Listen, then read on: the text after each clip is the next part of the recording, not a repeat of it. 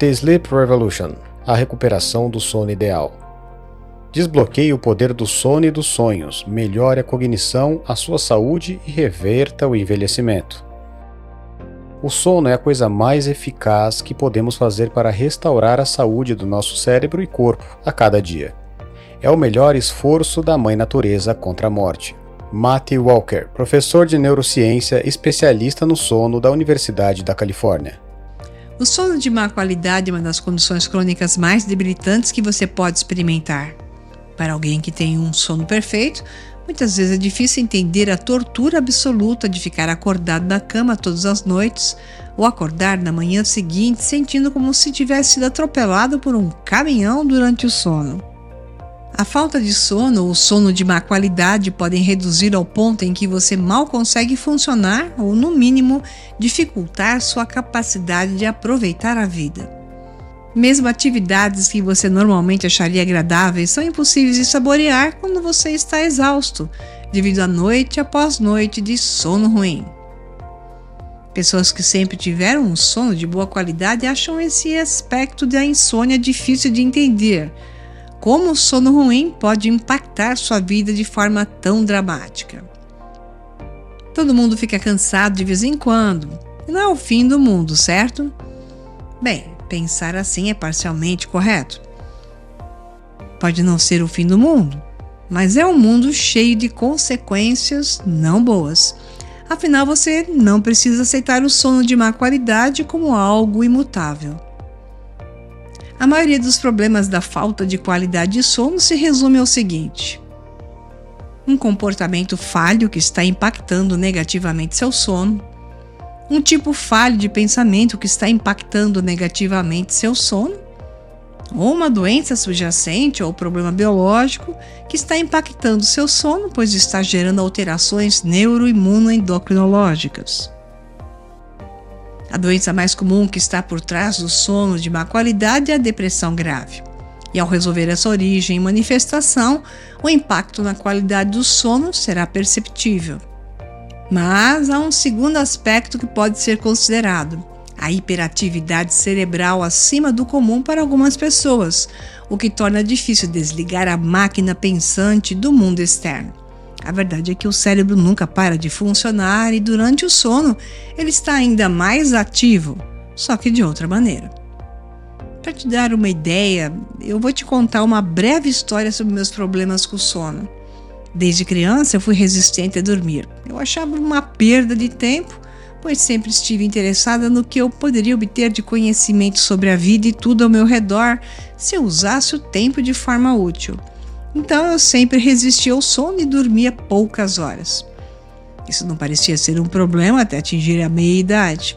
Foi aí que os problemas de saúde começaram a se correlacionar com a baixa qualidade do sono e, portanto, eu precisava fazer algo a esse respeito. Entretanto, após muito treinamento pessoal para me acostumar a dormir um pouco mais e melhor, eu descobri o que pode ser definido como sono de baixa qualidade, já que em uma segunda fase, eu passei a dormir, mas permaneci em estado de alerta, acordando por qualquer barulho ou movimento, tendo desenvolvido algo do tipo sensor aranha. Isso mesmo. Uma mosquinha no ambiente já me despertava, e realmente a qualidade do meu sono continuava a ser bem ruim. Eu tinha sonhos intensos, vívidos e trabalhosos. Eu tinha a nítida sensação de ter trabalhado a noite toda. Logo cedo eu me sentia mais cansada do que quando fui dormir.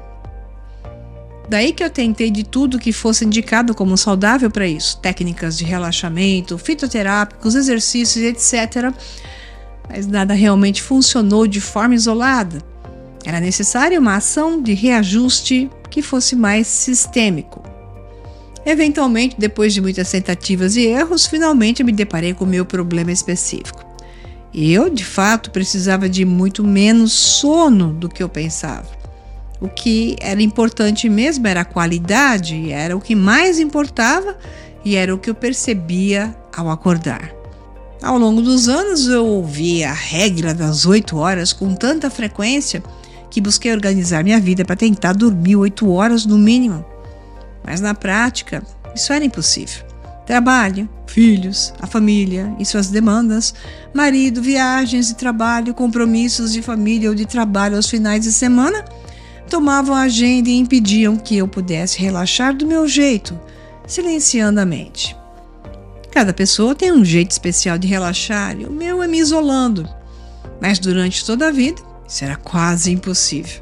Para estar sozinha, parecia que a única chance era a técnica do banheiro, até que alguém resolvesse procurar por você. E sempre me achava. Assim que eu comecei a acertar o meu sono para cerca de 7 horas, não mais 4 ou 5, como costumava ser, tudo melhorou. Um belo trabalho de descobrimento de técnicas aliadas à psique, um envolvimento com o momento pessoal e do mundo foram essenciais para controlar a mente e a desligar na hora certa. Claro, ocasionalmente eu não durmo tão bem quanto outras vezes, mas no geral isso não afeta mais minha vida. Posso lidar com um pouco de cansaço de vez em quando. Agora, a razão pela qual eu estou dando para você um pouco do contexto da minha história não é para sugerir que você tenha o mesmo problema ou características. É que pode haver algum trabalho de detetive envolvido em descobrir qual é o seu problema específico. Analisar metodicamente os vários aspectos mencionados nesse guia, você pode eliminar certos fatores e reduzir lentamente a causa da sua má qualidade de sono. Meu objetivo maior é o de ofertar um guia com muitas dicas, por vezes gerais, outras vezes bem profundas, projetado para ir direto ao ponto. Embora a pesquisa científica sempre seja parte fundamental do meu trabalho, eu vou tornar a linguagem e o conhecimento acessíveis a qualquer um. A pessoa média não quer se atolar com as minúcias de vários estudos do sono, como o estudo foi construído, como o placebo foi controlado, como a análise estatística foi feita, etc. Elas querem saber como posso consertar meu sono. Para isso, precisamos conhecer as diferenças no sono entre os homens e mulheres. Aproximadamente 11% das mulheres têm insônia crônica e incessante. A pesquisa Sleep in America de 2007 da National Sleep Foundation descobriu que 60% das mulheres americanas dormem apenas algumas horas de qualidade por semana e 67% têm problemas frequentes de sono. Alarmantemente, 43% das mulheres relataram que a sonolência diurna interfere em suas atividades diárias, incluindo cuidar dos filhos e dirigir para o trabalho. As mulheres geralmente lutam para encontrar um tratamento apropriado para os seus problemas de sono e muitas vezes recorrem a medicamentos que podem agravar a sonolência diurna ou confusão mental. Eu estou aqui para ajudar você a encontrar uma opção melhor, porque a insônia não é cega ao gênero. As mulheres têm um risco maior do que os homens de desenvolver a insônia, e a taxa de quase 3:2, e isso é observado na maioria das idades, da adolescência à menopausa. A diferença nas taxas entre homens e mulheres é consistente, mesmo após levar em conta quaisquer transtornos psiquiátricos subjacentes, como ansiedade ou depressão. Ao contrário dos homens, as mulheres são suscetíveis a mudanças hormonais e de estilo de vida ao longo de suas vidas, o que impacta muito a capacidade de obter uma boa noite de sono e continuar com as atividades diárias, apesar da fadiga e sonolência significativas. Para algumas mulheres, a semana anterior à menstruação pode ser um período de insônia devido ao aumento e queda do estrogênio e progesterona, com muitas relatando que o sono melhora quando a menstruação chega. Mulheres no pós-parto têm problemas semelhantes com flutuações hormonais, mas adiciona a essa mistura um bebê que acorda em horários variados da noite, amamentação, preocupação em manter um ser humano vivo e a perda de qualquer rotina de sono consistente que possa ter ocorrido antes. Então, a perimenopausa, que geralmente começa no final dos 40 anos, ao longo de um período de aproximadamente 4 a 5 anos, embora esse período se espalhe cada vez mais até cessar. Aproximadamente 50% de todas as mulheres nesse estágio relatam dificuldade para dormir, muito mais alto, intenso o processo do que a taxa de cerca de 31% relatada por mulheres no final dos 30 e no início dos 40. Flutuações hormonais, ondas de calor, suor, despertares matinais, mentes que não desligam e picos em outros distúrbios de sono, como a apneia obstrutiva do sono, podem ser fatores durante esse estágio da vida. As mulheres geralmente têm mentes muito mais ativas e dificuldade para desligar suas listas de tarefas à noite. Mesmo que a insônia não seja um problema, muitas mulheres sentem que não há tempo suficiente para fazer tudo e, como resultado, não reservam tempo para o sono precioso.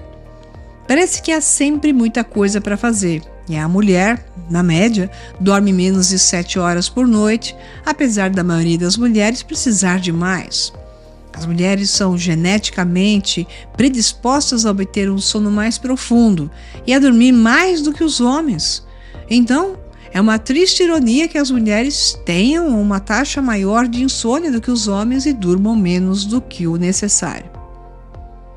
Uma pesquisa da National Sleep Foundation descobriu que, em vez de ir para a cama e fazer do sono uma prioridade, a grande maioria das mulheres assiste TV, termina as tarefas domésticas, passa um tempo em atividade com a família, trabalha ou está na internet.